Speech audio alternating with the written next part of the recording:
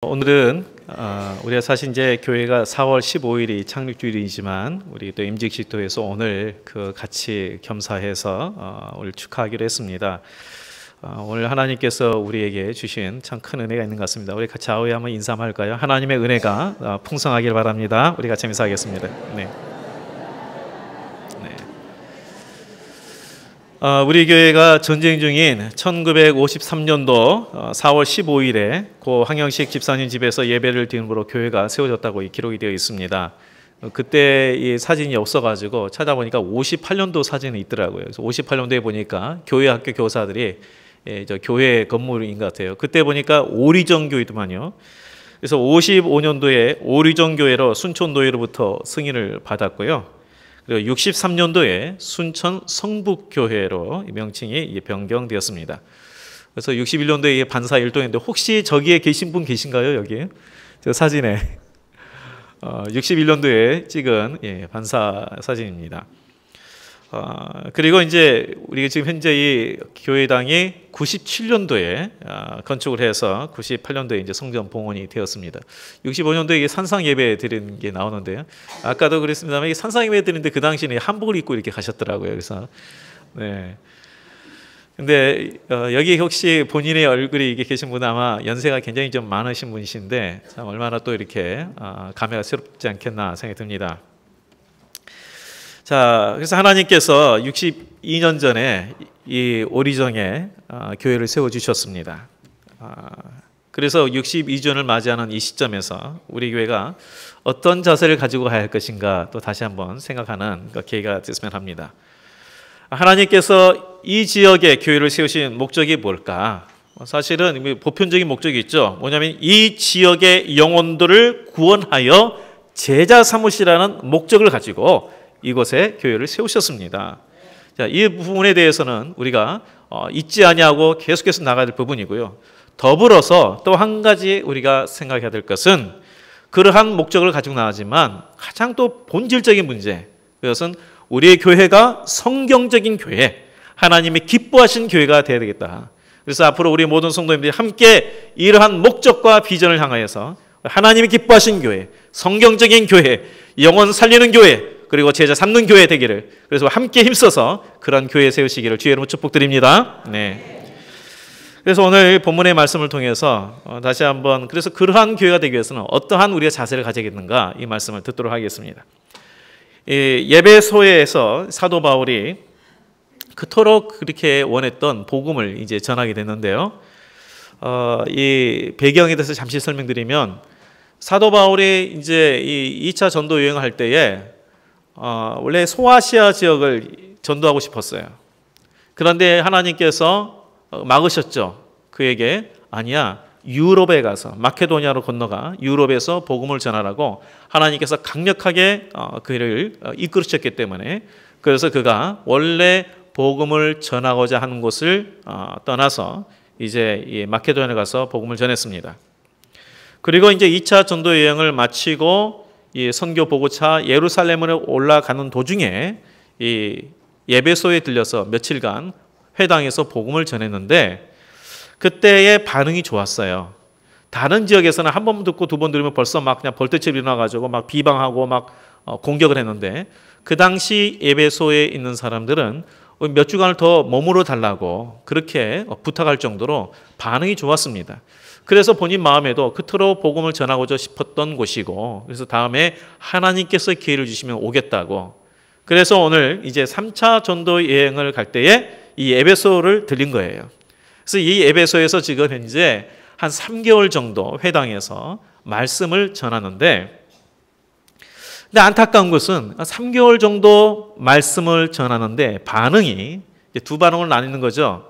한 반응이 어떤 반응입니까? 마음이 굳어 순종하지 아니하고 무리 앞에서 이 도를 비방하는 사람들이 나타나게 됐습니다. 한번 생각해 보세요. 참 안타깝지 않아요? 예수님을 직접 계시로 만난 사도, 그리고 이미 2차, 1차 전도여행을 통해서 그의 모든 헌신, 머리에서 나오는 그러한 복음이 아니라 그 삶에서 나오는 그 복음, 사도예요. 성령 충만하여 말씀을 3개월 동안 열심히 강론하고 증언했는데 이 말씀을 듣고도 순종하지 아니하고 오히려 비방하는 사람들이 생겼다는 거예요. 이거 어떻게 설명할까요? 이거를 왜 그랬는가? 오늘 본문에 보면 이 말씀에 대해서 이유를 좀 알 수가 있습니다. 그것은 뭐냐면 마음이 굳었다. 굳은 마음이었다. 우리 굳은 마음 하면 어떤 이미지가 생각납니까? 굳은 마음. 단어가 생각나는 게 이런 것들이 있을 거예요.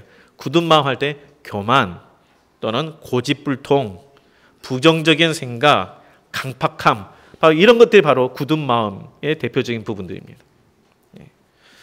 바로 이러한 마음이 있을 때 우리 가운데에 교만함과 고집불통과 부정적인 사고와 강팍함이 있을 때에 사도를 통해서 심지어 예수님께서 말씀을 하셔도 듣지 않는 바리새인처럼 말씀에 대해서 불순종하는 거예요. 듣지 않는 거예요. 이 빛이 강하게 비치면요 어둠은 물러갑니다만 그러나 그림자는 더 선명하게 드러납니다. 하나님의 성령이 임하면 악한 역사들이 물론 많이 물러가겠지만 그래도 악한 영은 분명하게 더욱 드러납니다. 그래서 은혜가 있는 곳에는 성령의 역사를 방해하는 그러한 세력도 더욱 나타나는 것이에요. 그래서 우리 마음 가운데 혹 그런 부분이 있을까 봐 우리에게서 굳은 마음을 제거해야 돼요. 내 안에 있는 교만된 마음, 내가 기준이 되어서 그래서 하나님의 기준이 아니라 내가 기준이 되어서 판단하는 그런 교만이 없어져야 되고요. 우리 안에 고집불통이 마음이 없어져야 돼요. 내 마음의 강팍함이 부정적인 사고가 없어져야 돼요. 근데 이걸 알면도 불구하고 잘 안 되잖아요. 근데 왜 그럴까? 그런 말 하면 우리가 보통 이런 말을 해요. 아는데 잘 안 돼요. 안 고쳐져요. 그렇죠. 근데 이것은 우리가 그냥 형식적인 기도가 아니라요. 애통한 마음으로 하나님 앞에 간절히 기도할 때에 이 부분이 제거됩니다. 눈물의 기도, 가슴을 찢는 기도가 있어야 내 굳은 마음이 부드러운 마음이 됩니다. 이 부드러운 마음이 될 때에 그때서야 하나님의 말씀이 심겨질 때에 30배, 60배, 100배의 결실을 맺는 그런 삶이 되는 것입니다. 여기 계신 우리 모든 성도님들은 굳은 마음을 제거하고 부드러운 마음으로 열매 맺는 삶이 되시길 주의 이름으로 축복드립니다. 네. 근데 이렇게 이제 사도 바울이 힘을 다해서 복음을 전해도 순종하지 않을 뿐만 아니라 오히려 비방하는 반응이 나타나니까 어떻게 했습니까? 이제 그가 이제 결정을 합니다. 어떠냐면 떠나기로 결정을 해요. 우리 9절 말씀을 한번 같이 읽겠습니다. 9절 말씀. 자, 시작. 어떤 사람들은 마음이 굳어 순종하지 않고 무리 앞에서 이 도를 비방하거늘 바울이 그들을 떠나 제자들 따로 세우고 두란노 성원에서 날마다 강론하니라. 아멘. 여기 보면 바울이 그들을 떠났다라고 말씀하고 있습니다. 그들을 떠났다. 근데 여기 보면 그 회당을 떠난 게 아니에요. 장소를 떠난 게 아니라 그들을 떠난 거예요. 그렇죠? 우리가 어떤 장소를 떠난 게 아니에요. 그들을 떠났어요. 이 떠나다라는 그 원어의 의미는 뭐냐면 절교하다라는 뜻이에요. 절교하다. 이제 더 이상 복음을 받아들이지 않는 자들로부터 이 교제를 단절한 거예요. 그리고 복음을 받아들이는 제자들을 따로 세워서 그들만 말씀으로 양육을 했습니다. 이 제자들이야 이제 그 복음을 받아들인 그 회당 사람들과 그리고 이제 19장 1절부터 7절까지 나온 에베소의 한 12제자들을 만났다는데 이들이 포함되어 있을 겁니다. 자, 여기에서 이 떠났다는 것에 대해서 우리가 좀 더 신중히 생각할 필요가 있습니다. 사도 바울은 지금까지 유대인의 회당에서 복음을 전했어요. 자기 동족에 대해서 얼마나 애틋한 마음이 있냐면 차라리 내가 영원히 멸망해도 이 동족들을 살리고 싶은 마음이 있었던 거예요. 그래서 그가 얼마나 많은 핍박을 받았습니까? 이 에베소 오기 전에 이미 참 많은 험난한 타우루스 산맥 넘으면서 그 여러 가지 위험도 만났고요. 돌로 내침도 맞았고요. 채찍질도 맞았고요. 그 많은 고통을 겪었습니다. 그럼에도 불구하고 이 회당에 가서 복음을 전하는데 이제 이렇게 오랜 동안 복음을 전해도 받아들이지 않고 비방하자 이제 이들과는 더 이상 이제 그 교제하지 않겠다라고 선언을 하고 떠납니다. 더 이상 논쟁의 의미가 없다는 거죠. 그럴 시간도 없고. 그래서 이제 열정을 가지고 믿는 자들, 받아들이는 믿는 사람들을 철저히 제자화시키는 일들에 전념하게 됩니다. 우리 성도님들 여기서요, 우리가 하나님의 사람, 제자가 되기 위해서는 이 세상의 죄와 탐욕과 거짓 세력, 이런 부정적인 세력에서 일단은 떠나야 돼요. 일단 떠나야 돼요. 격리하라는 것이 아니라 멀리 해야 돼요. 우리가 이러한 것이 먼저 구분이 되어야, 그리고 이제 그 다음에 하나님과의 관계 속에서 내 자신이 더욱 성숙되고 말씀의 훈련을 받고 나서는 그 다음에는 우리가 주어진 일을 감당하면요, 거기에는 하나님의 새 일과 역사가 나타납니다. 우리 그리스도인은 외길을 가는 사람이에요. 한 방향으로 가는 사람들이에요. 오직 그리스도를 향하여서 나가야 돼요. 이러한 결심이 우리에게 있어야 합니다. 오직 예수, 이것이 우리가 나가야 될 길이에요. 위에 지금 현재 현수막에 뭐로 적혀 있습니까? 오직 예수, 희망을 주는 교회. 처음에 이제 62주년 기념 예배 이것만 딱 쓰려다가 그 의미가 없더라고요. 62주년은 62주년인데 도대체 우리가 어떻게 해야 될 것인가? 오직 예수, 희망을 주는 교회. 우리가 가야 될 길이 뭐냐? 오직 예수님의 길을 가는 교회. 예수님께서 가신 그 길을 쫓는 우리 성도, 그리고 이 교회 안에서는 성도만이 아니라 이 지역에 세상에 희망을 주는 교회, 이런 교회가 돼야 되겠다. 이것이 우리의 가야 될 길이에요. 예수님께서 가신 길, 오직 예수의 길을 가는 것이 우리가 가야 될 길이에요.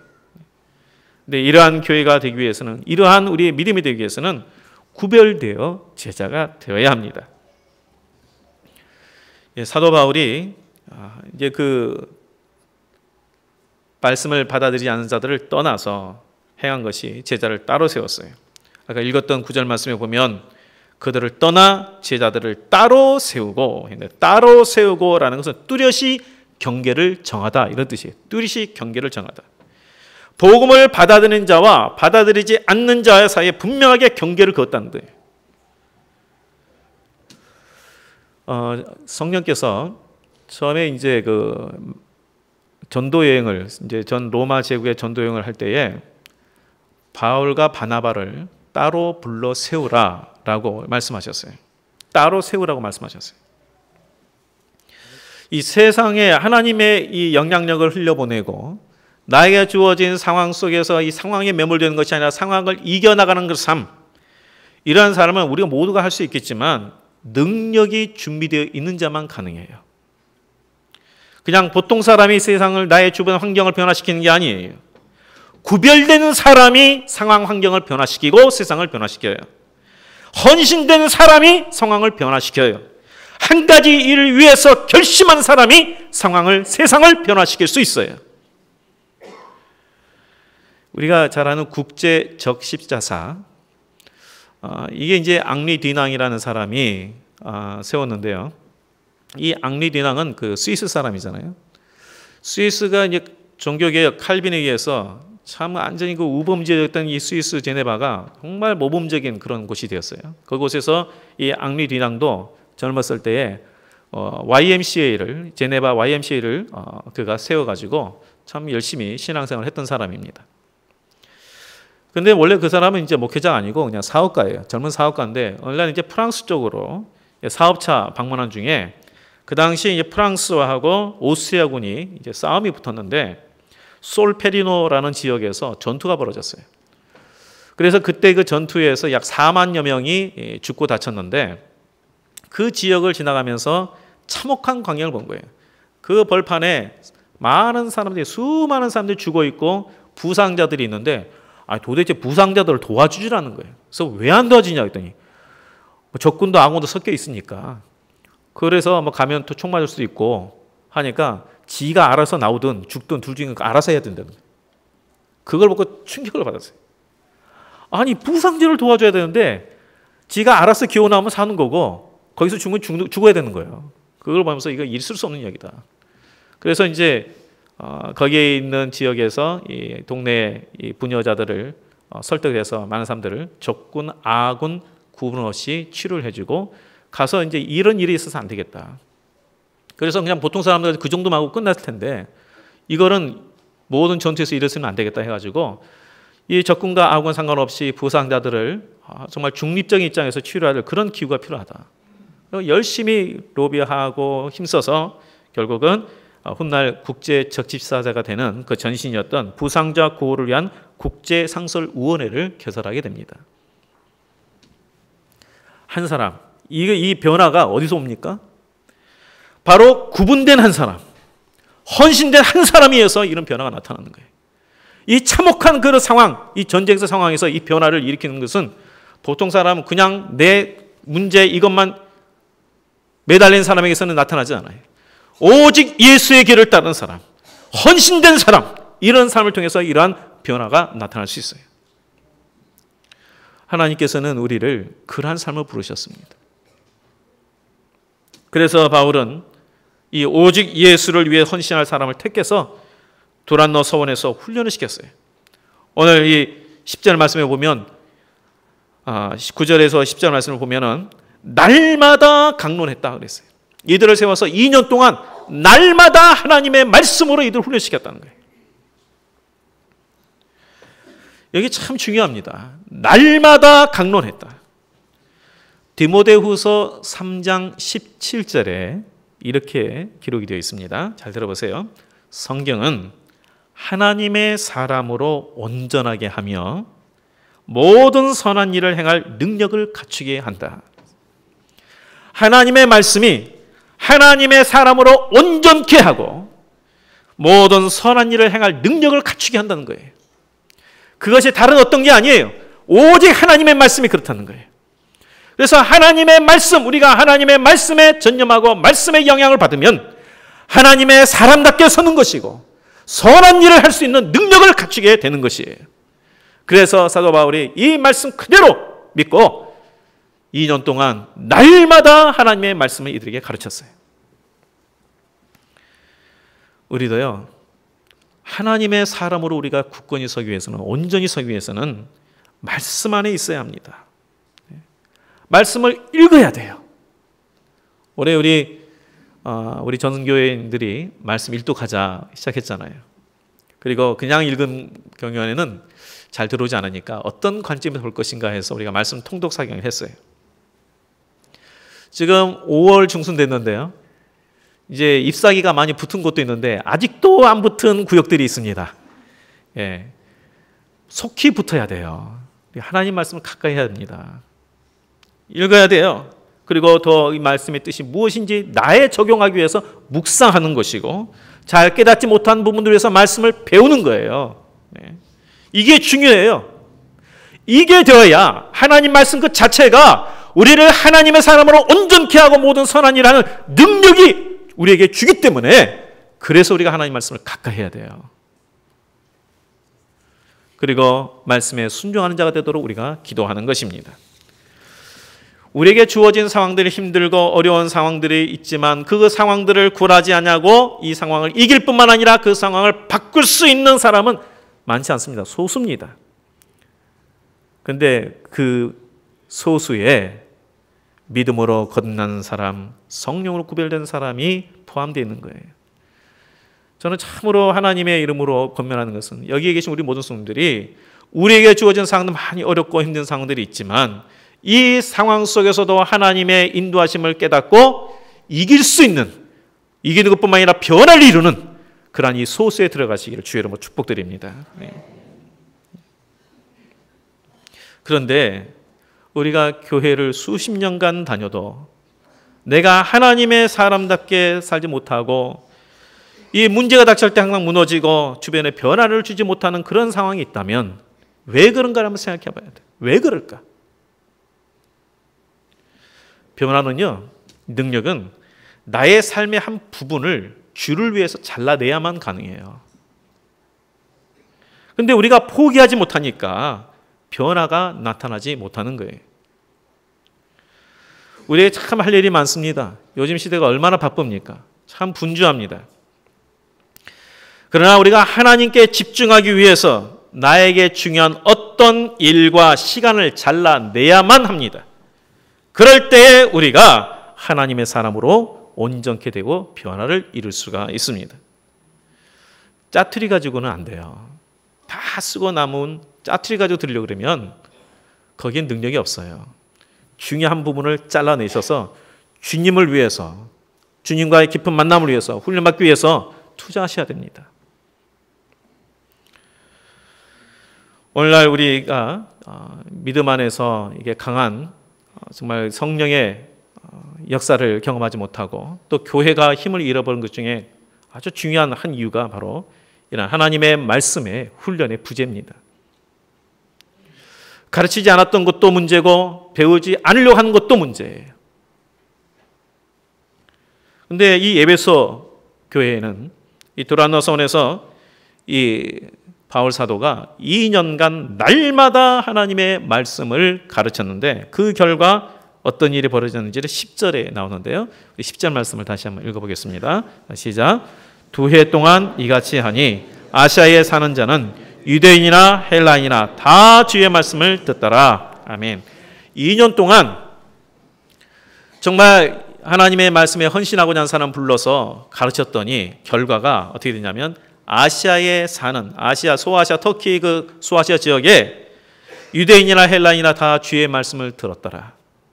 그리고 하나님의 말씀을 듣고 또 이렇게 회심하는 사람들이 많아지다 보니까 이 지역 자체에 큰 소동이 일어난 거예요. 이 부분이 다음에 이제 또 나옵니다. 우리 생각에는 아니 뭐 그 도란노 소원이라는 곳에서 말씀을 가르친다고 무슨 큰 역사가 있을까? 무슨 역사가 있을까? 이건 우리 생각이에요. 하나님의 말씀에 훈련을 받았더니 2년 동안 훈련받는 사이에 놀라운 일이 벌어진 거예요. 아시아 지역 전체에 복음이 확장되고 유대인이든 헬라인이든 하나님의 말씀을 다 들었다는 거예요. 왜 그렇겠습니까? 하나님의 말씀은 살았고 운동력이 있습니다. 좌우의 어떤 날선과보다 예리한 말씀입니다. 그래서 우리의 모든 잘못된 습성들, 죄에 대해서 이 예리한 칼로 다 그걸 싹둑 잘라내니까 주님의 성품으로 닮아가고 주의 말씀에 순종하게 되니까 그래서 주변 사람들이 영향을 끼치게 되는 거죠. 그러면서 하나님 말씀이 흘러가는 거예요. 그 결과 주변이 변화되고 사람들이 주의 말씀을 듣게 되었던 것입니다. 그래서 이 2년 동안 말씀의 훈련만 했는데 거기에 집중했는데 이런 놀라운 우리가 예기치 못한 놀라운 일들이 벌어졌습니다. 그래서 요한계시록에 등장한 7교회가 이때 세워지고요. 그리고 그때 세워진 교회들이 수세 기 동안 기독교계를 이끌어가는 중요한 교회들이 되었습니다. 어떨 때요? 하나님의 말씀에 헌신할 때. 하나님의 말씀에 헌신할 때에 하나님의 역사가 일어났다는 거예요. 이걸 보면서 그랬구나 아니라 오늘날 이 시대도 동일해요. 우리가 하나님의 말씀을 위해서 그냥 말씀을 모셔놓은 게 아니라 하나님의 말씀의 영향을 받기 위해서 하나님 말씀을 읽고 묵상하고 배우자는 그런 일이 있을 때에 우리를 통하여 하나님께서 행하실 일들이 일어난다니까요. 역사가 일어나요. 말씀 위에 든든히 서 있는 교회가 하나님의 뜻에 더 순종하고 많은 역사를 일으키는 거예요. 에베소 교회가 말씀으로 든든히 서는 교회가 되었습니다. 제자들이 말씀에 순종함으로 이들에게도 삶의 문제가 왜 없겠어요? 여러 가지 생활의 문제들이 개인의 문제들이 왜 없겠습니까?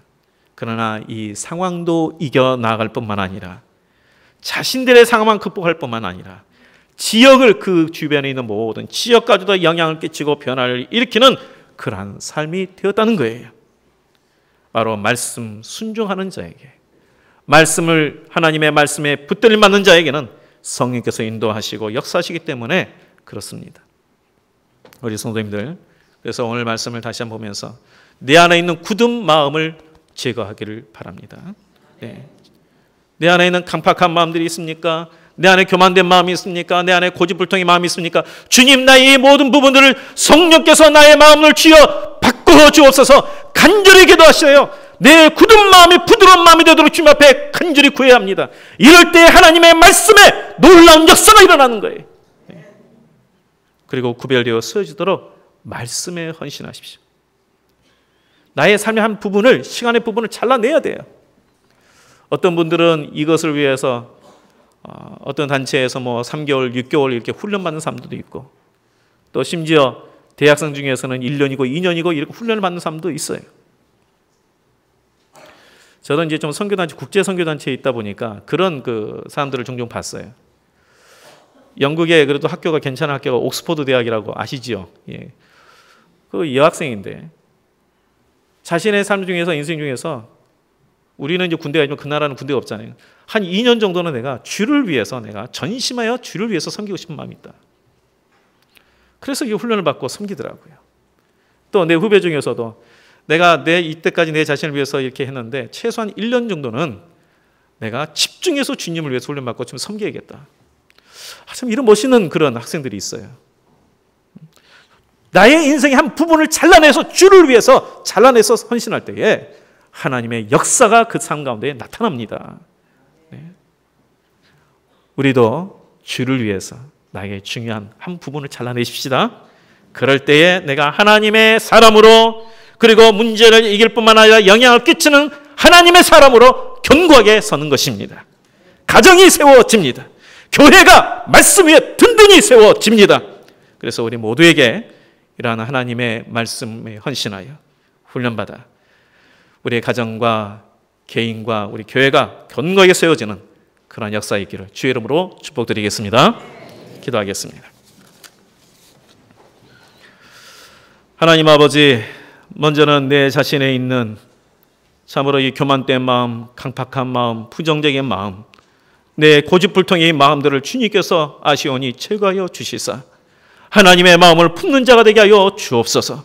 사람을 세워주고 격려해주며 아버지 이들에게 간구하고 기도할 수 있는 그런 마음이 될 수 있도록 우리를 붙들어 주시옵소서. 성령으로 붙들어 주시옵소서. 그래서 하나님의 말씀이 우리 가운데 심겨졌을 때에 이 말씀을 통하여 30배, 60배, 100배의 결실을 맺어 우리의 삶을 능히 이기고도 남을 뿐만 아니라 주변에 있는 사람을 돕고 영향을 끼칠 수 있는 그런 우리 성도들이 다 되게 하여 주시옵소서. 우리 교회가 말씀에 굳건히 서고 말씀의 역사를 이루는 교회가 되게 하여 주시옵소서. 모든 것을 주님께 다 갖고 예수님 이름으로 기도합나이다. 아멘.